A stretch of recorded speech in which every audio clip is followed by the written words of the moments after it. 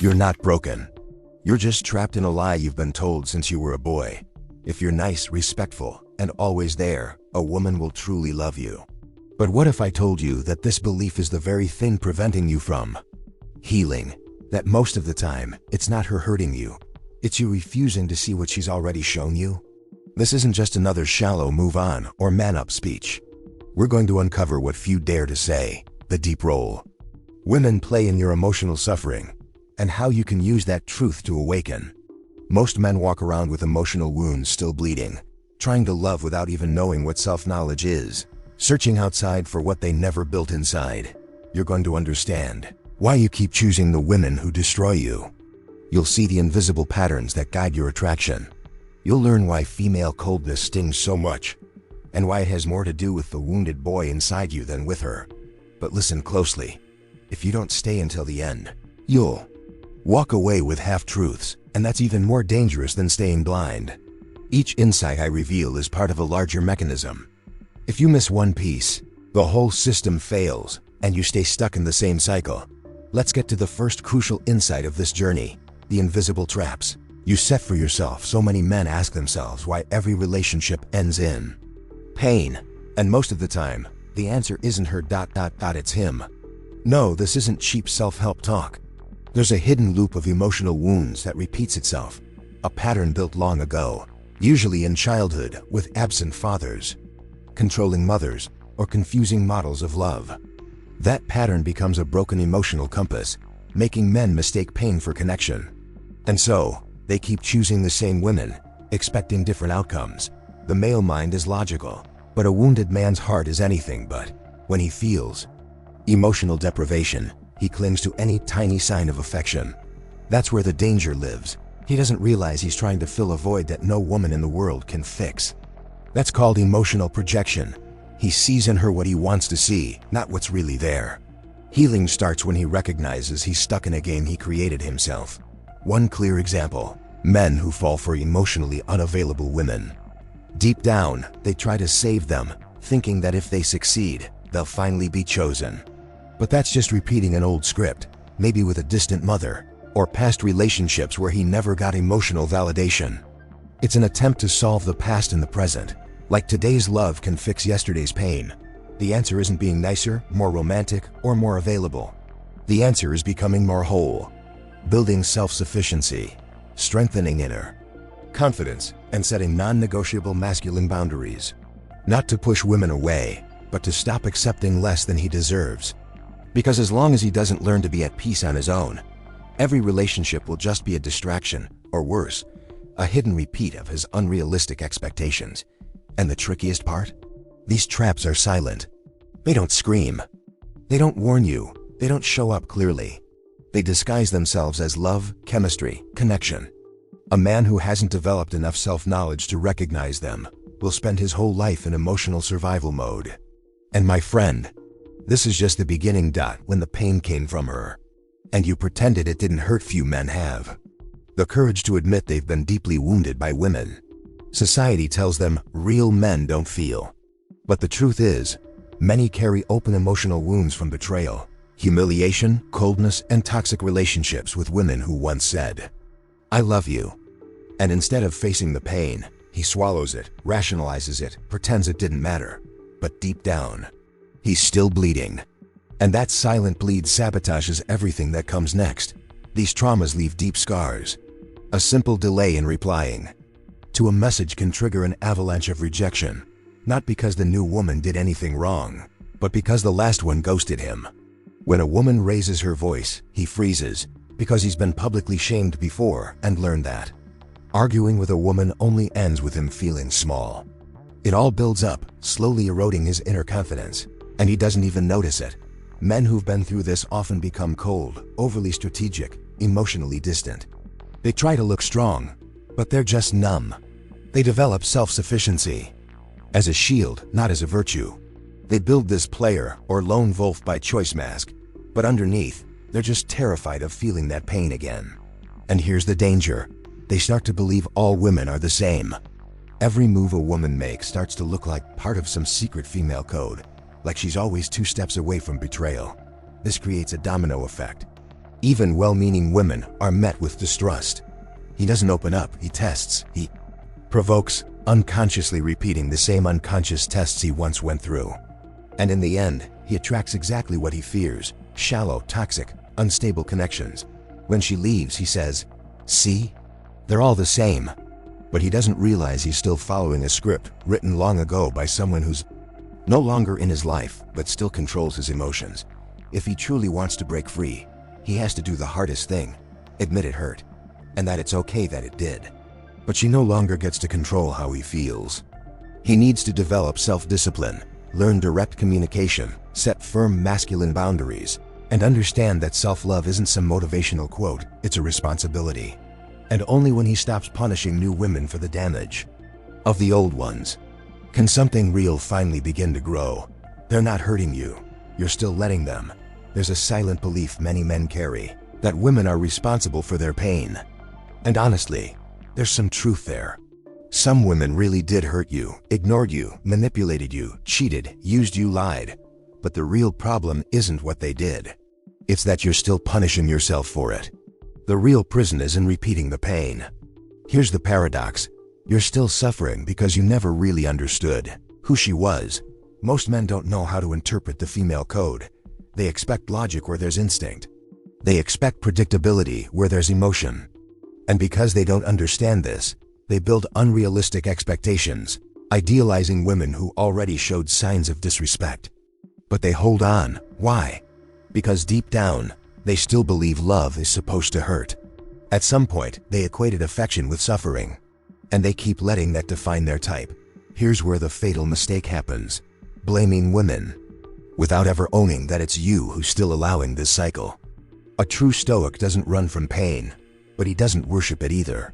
He develops self-control and asks himself, "She hurt me, or did I just not heal yet?" He doesn't lash out, but he doesn't tolerate disrespect either. He moves with masculine presence, a posture that commands respect without needing to threaten. He can love and still know when it's time to walk away. A man only finds freedom when he understands that emotional validation is not something to beg for, it's something he builds from within. That changes everything. He stops chasing crumbs and starts choosing who he lets into his life. He becomes drawn to women with mature feminine psychology, women who don't play emotional hide and seek. He chooses with clarity, not hunger. And this kind of awareness is what separates common men from free men. Quick pause here. If this content is opening your eyes to things you used to overlook, hit that like button and subscribe right now, because we're just getting started. Let's keep going. Healing is not linear, and it almost never comes the way you expect. Many men think time alone will help them forget a woman, that a new relationship, a trip, or a busy routine will erase the pain. But that's not how it works. Male healing is different, quieter, more disguised. It comes in waves. Sometimes you feel like it's all behind you, and then suddenly a memory hits and you're shattered again. There's no straight line to recovery. It's a process that demands emotional balance, presence, patience, and deep honesty. And that honesty? It stings, because it forces you to admit how hard you tried to move on without ever truly understanding yourself. You wanted to erase the past with distractions, but without self-knowledge, every distraction is just a break between two crashes. Healing begins when you accept that you'll revisit the same point multiple times, but each time with more wisdom. That cycle, though uncomfortable, is what makes you stronger. When most men experience emotional relapses, they beat themselves up. I should be over this by now. But that's just another way they punish themselves. That's not self-mastery, that's suppression. A wise man learns to sit with his pain without drowning in it. He'll cry if he needs to, he'll be quiet, he'll reflect. But he won't lose himself. He knows these emotional swings are part of rebuilding. And the more he embraces the process, the more solid he becomes. Along the way, he'll meet women who test his progress. Sometimes it's the one who hurt him coming back. Other times it's someone new, but with the same disguised energy. That's the test. Did he really learn? Can he see the patterns? Will he repeat them or choose differently? This is the realm of conscious relationships, where choices are made with clarity, not emotional hunger. Where masculine boundaries are no longer compromised by neediness or nostalgia. The secret is to stop expecting a straight path. Real strength is moving forward even when the ground feels unstable. Even more, it's knowing when to stop if you're headed the wrong way. Because healing doesn't happen the day you forget someone. Healing happens the day you decide you're no longer abandoning yourself. And that shift in posture, it's going to shake everything that comes next. You're still looking in her for what you were meant to find in yourself there. As a dangerous illusion that traps many men, the idea that a woman will heal them, that she'll fill the emptiness, calm the fears, and bring the balance they never had. This is one of the most destructive, unrealistic expectations a man can hold. Because in truth, he's not in a relationship with her. He's trying to fix himself through her. He's looking for the mother he never had, the approval he never got, the peace he can't seem to build on his own. That mindset creates emotional dependency disguised as love. He begins to measure his worth by how much she desires him. If she pulls away, he falls apart. If she compliments him, he feels whole. That's not love, that's unresolved emotional validation. And worse, it hands her a power that was never hers to hold. He gives her his self-esteem, his mood, his direction. Every time she changes her mind, he loses his footing. What this man needs to understand is that no healthy relationship can grow from internal emptiness. He has to stop searching outside for what only exists inside. He must build self-sufficiency, inner confidence, and a sense of worthiness. And it begins with small but powerful actions: caring for his health, building structure, embracing solitude, reading practical philosophy like Stoicism, challenging himself physically, and diving into books like Meditations by Marcus Aurelius, or The Obstacle is the Way by Ryan Holiday. Once he starts filling his own cup, something magical happens. He stops settling. He becomes more selective, more grounded, more present. Women feel this. He's no longer chasing, he's walking with purpose. He won't accept dysfunctional female psychology, games, or emotional manipulation. Because he no longer needs those things to feel alive. He found within what he used to search for outside. And now, he's finally ready for something real. And at this new level, new challenges will arise. Because when a man walks with masculine presence, he triggers different reactions in women. Some run, some test him, and some try to break him. She won't change for you, but you can change for yourself. One of the biggest mistakes men make is believing that with time, affection, or effort, she will change. That she becomes softer, more stable, more emotionally mature. But this is a brutal emotional trap. The man stays stuck in a loop, tolerating female coldness, instability, and manipulation in the hope that one day she realizes how good I am. But she won't, because she wasn't sent to fix what you still don't understand is your mission to heal. And what is that mission? To develop self-mastery. To stop living to be chosen, approved, or loved. To understand that real love only shows up when there's freedom, not desperation. That self-love is the soil where healthy relationships grow. And accepting less than you deserve isn't noble. It's self-sabotage. If she's not treating you with respect today, it's not your persistence that will change that. It's your absence. It's your ability to say no without fearing solitude. A healed man doesn't wait for external change. He initiates internal change. He reads the patterns, interprets the signs, and no longer falls for beauty or sweet words alone.